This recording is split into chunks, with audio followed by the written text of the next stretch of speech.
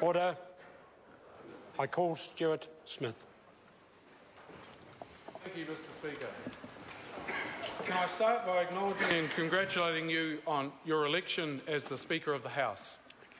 I also wish to say that in my time leading the wine industry, I thoroughly enjoyed working with you as the Minister of Primary Industries. I would also like to acknowledge the Kaikoura members of Parliament that have gone before me: Tom Shand, Sir Douglas Kidd, Linda Scott and Colin King. I will endeavour to serve the electorate as well as my predecessors. Mr. Speaker, I stand here today honoured to have been elected as a Member of Parliament, privileged to represent the people of Kaikoura. As a first-time candidate, I find it truly humbling that I was elected with a record majority. This is something I will never take for granted. I personally judge my successes by the quality of the people who surround me, and in this end, my talented and hard-working campaign team are no exception. I would like to acknowledge Campaign Chairman Tim Leslie. Tim is one of those special people who understands and enjoys politics, but chooses to stay in the background and promote others. Tim is in the gallery today, and I would like to take this opportunity to thank him for his hard work and wise counsel. I would also like to acknowledge and thank my campaign committee, many of whom have travelled to be here today. The hours invested and kilometres travelled by all of you were invaluable to the outstanding result we achieved. The Kaikoura electorate is a reflection of New Zealand at its best, boasting strong agriculture, forestry, aquaculture, manufacturing, aviation and tourism sectors. The area has a long and rich history.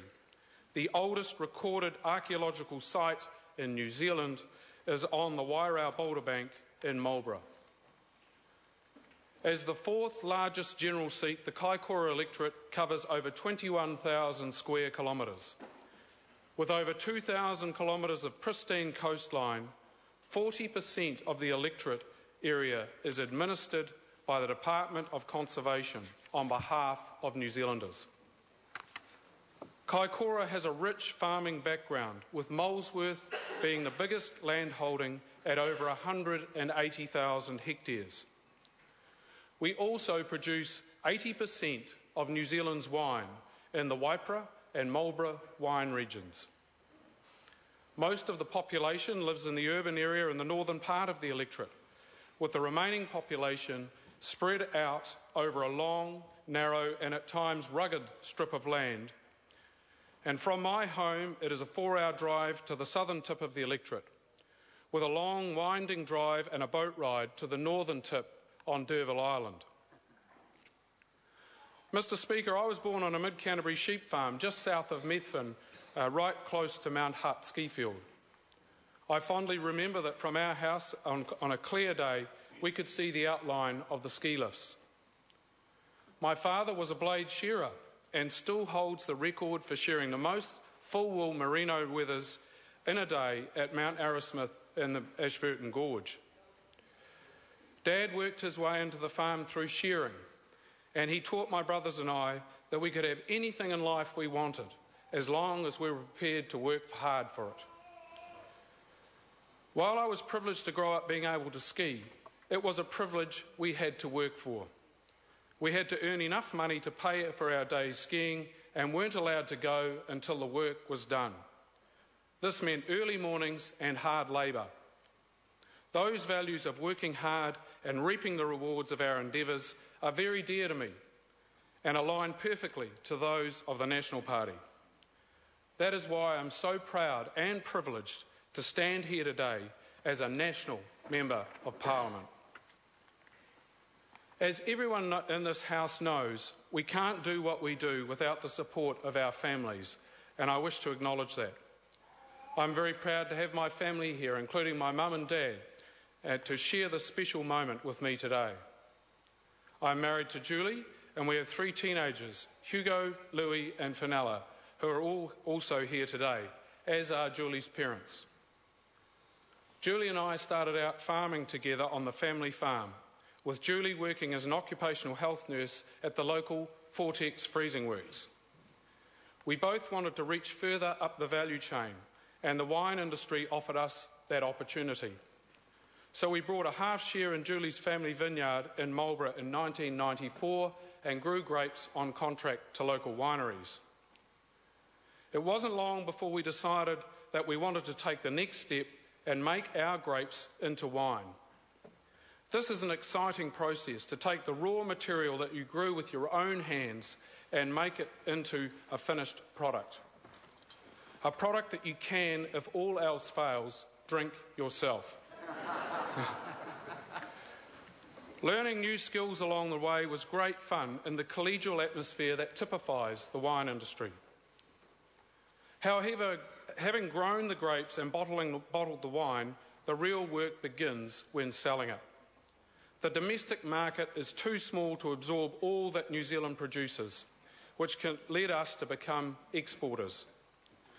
So we hopped on a plane and walked the streets of some of the world's great cities to sell our wine.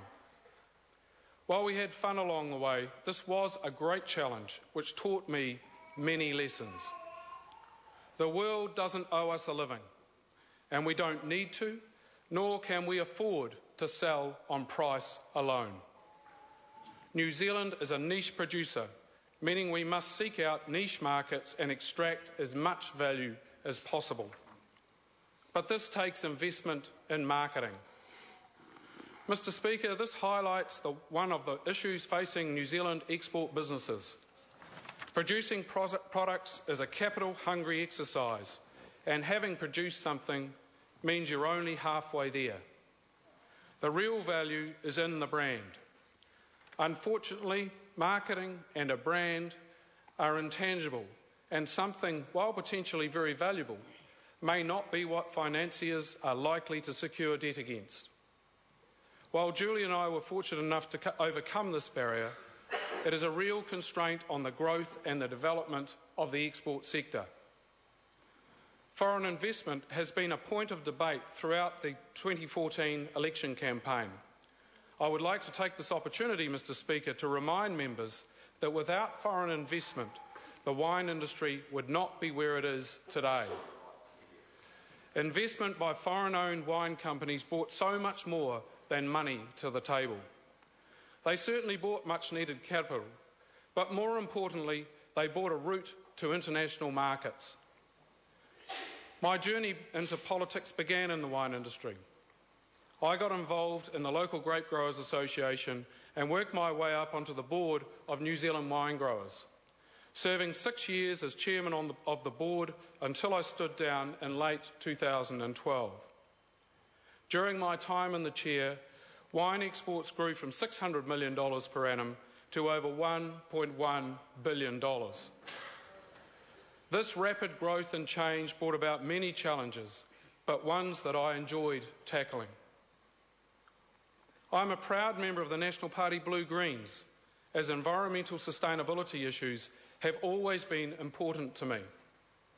I remember as a boy on the farm helping Dad burn barley stubble and thinking there had to be a better way. Sustainability is a major plank of the New Zealand Wine Growers philosophy, and during my time as chair, we had a stretch target of 100% of the industry being members of a sustainability program, whether that be organics, biodynamics or sustainable wine growing.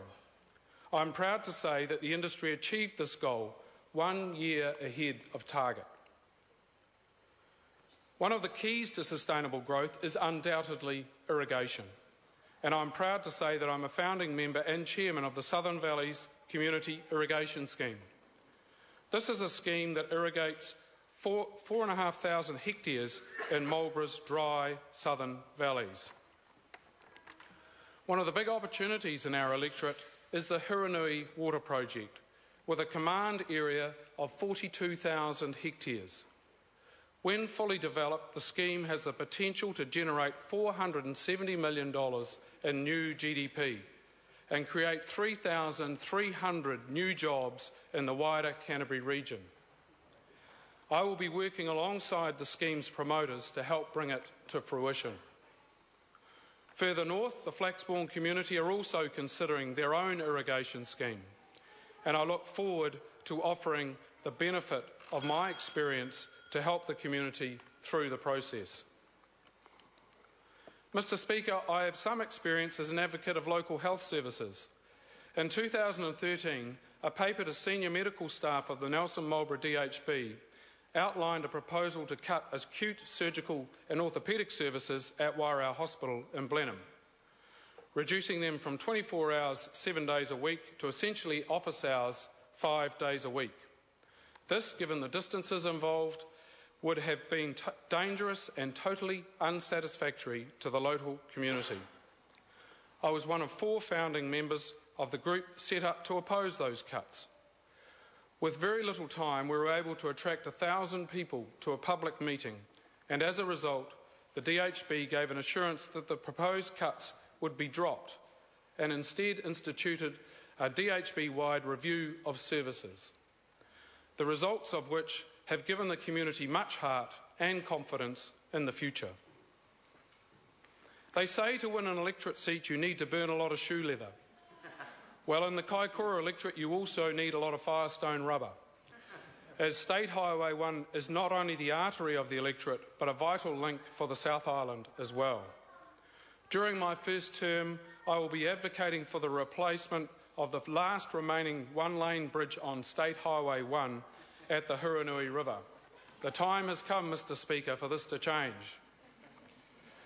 A coastal feeder service out of Picton is also long overdue and something I have been advocating for some time now. There are significant savings to be made for exporters from such a service, and with the shipping industry moving to a hub and spoke model, the time is right. I will be working alongside Port Marlborough and the Marlborough District Council to make this a reality. Recently, there has been wide consultation on the future of the Marlborough colleges. This is an exciting opportunity for the community to review the future of secondary education for the region. As a parent, I welcome this and will work hard to ensure Marlborough receives the best outcome for our younger generation. Mr. Speaker, I'm delighted to join a national government that will introduce a bill to create a recreational fishing park in the Marlborough Sounds, which will be managed by an advisory group made up of local interests.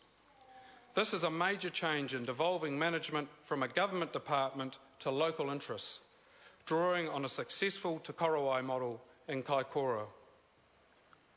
Mr. Speaker, thank you for the opportunity to present my maiden speech.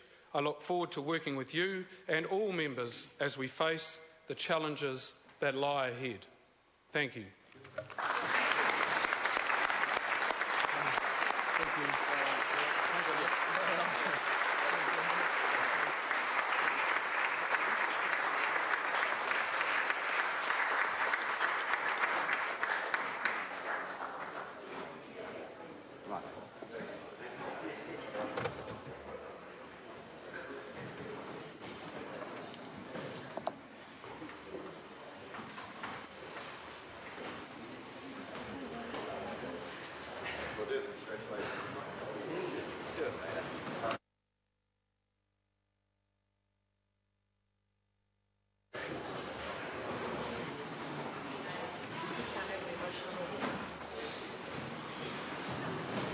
Order.